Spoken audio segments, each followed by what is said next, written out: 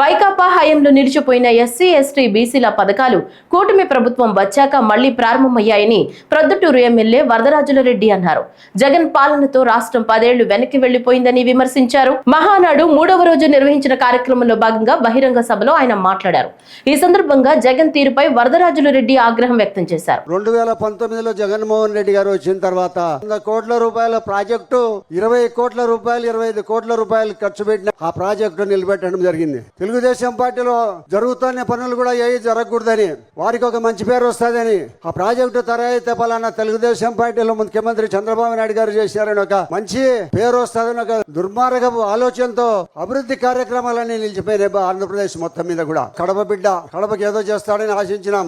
ఏం చేసినాడు? మనకు ఎన్ని అభివృద్ధి కార్యక్రమాలు నిలబడిపోయినాయి. 2014 నుంచి 19 వరకు నిలబెట్టిపోయిన జరుగుతామని అభివృద్ధి కార్యక్రమాలు ఎక్కడ అన్ని నిలబడిపోయినాయి. SC corporation, BC corporation, ST corporation, ఈ కార్పొరేషన్ నుంచి ఈ 5 సంవత్సరాల్లో ఏ ఒక్క వ్యక్తికైనా కారు లోన్ గాని ట్రాక్టర్లు గాని వ్యవసాయ పనిముట్లు గాని ఇచ్చిన పాపన పోయినవా?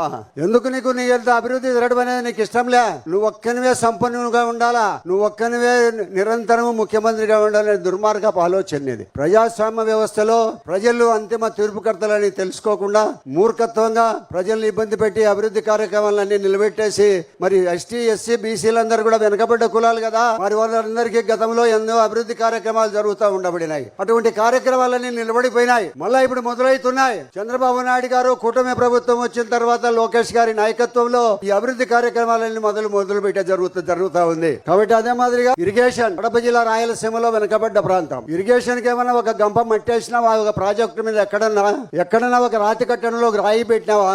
ఈ 4 సంవత్సరాలలో ఎక్కడైనా ఒక పని ఉంటే చెప్పు. అన్నిటికంటే అభివృద్ధి చెందాలా ఇరిగేషన్ వ్యవసాయం అంటే నీటిపారుదల ప్రాజెక్టులు అవసరం. గతంలో స్వర్గీయ ఎన్టీ రామారావు గారు ఎన్నో ప్రాజెక్టులు మొదలు పెట్టినారు రాయలసీమ.